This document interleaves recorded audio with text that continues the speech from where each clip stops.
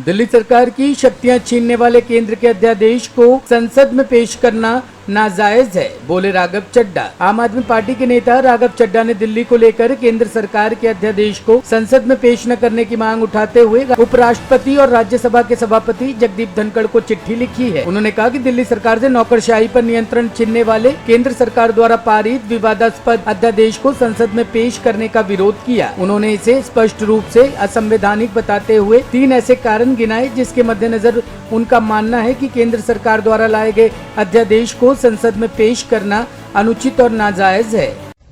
आपने एक चिट्ठी लिखी है जो राज्यसभा के चेयरमैन है उनको, और ये मांग की है कि अध्यादेश जो बिल के रूप में आ रहा है उसे क्यों ना प्रेजेंट किया जाए, उसके 3 कारण गिनाए। क्या कुछ है पूरा? आज मैंने भारत देश के उपराष्ट्रपति और राज्यसभा के आदरणीय सभापति जी को एक चिट्ठी लिखकर, एक पत्र लिखकर साफ तौर पर ये बात रखी है कि दिल्ली सरकार की शक्तियां छीनने वाला जो अध्यादेश केंद्र सरकार लाई है उसे संसद में पेश करना, उसका इंट्रोडक्शन नाजायज है, अनुचित है, इम्परमिसिबल।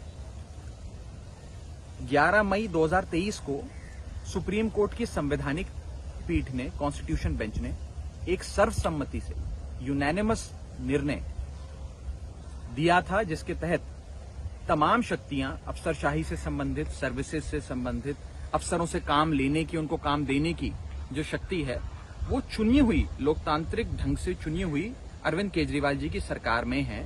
ये बात सुप्रीम कोर्ट ने अपने निर्णय के माध्यम से सिद्ध करी।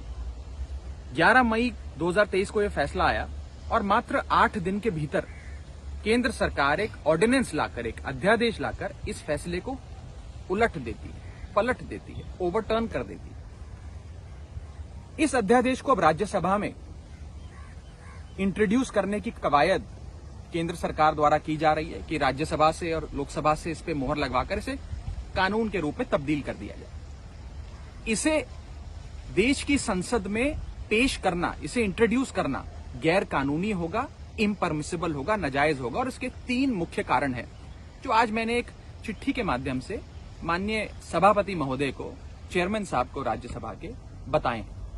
पहला कारण यह है कि किसी भी सुप्रीम कोर्ट के निर्णय को बदलने के लिए या उसे ओवरटर्न करने के लिए जो आधार है उस सुप्रीम कोर्ट के निर्णय का, उस आधार को बदलना पड़ता है। अगर आप आधार नहीं बदलेंगे और मात्र एक अध्यादेश लाकर सुप्रीम कोर्ट के फैसले को पलटने का प्रयास करेंगे तो वो गैर कानूनी ठहराया जाता है। No law can nullify a Supreme Court judgment without changing the basis of the Supreme Court judgment. ये मेरा पहला पॉइंट था, पहला बिंदु। दूसरा कारण कि इस बिल को क्यों नहीं इंट्रोड्यूस करना चाहिए, पेश करना चाहिए, वो ये है कि देश के संविधान के अनुच्छेदों को, आर्टिकल्स को प्रभाव देने के लिए या उसे पूरा करने के लिए, सप्लीमेंट करने के लिए या इफेक्ट देने के लिए ही कानून बनाए जाते हैं।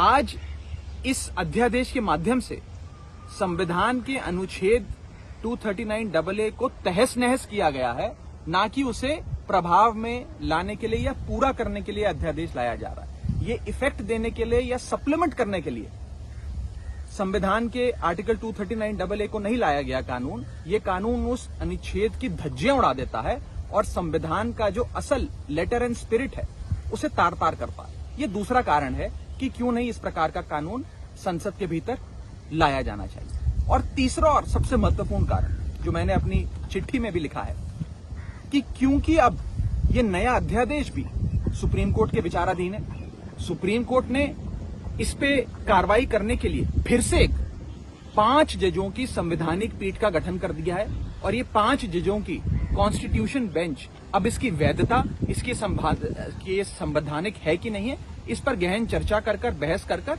अपना निर्णय देगी। तो जब ये मसला जब तक सुप्रीम कोर्ट के विचाराधीन है, सब जुडिस है, तब तक उसे संसद में नहीं पेश करना चाहिए और उस पर किसी प्रकार की बहस या वोटिंग नहीं होनी चाहिए।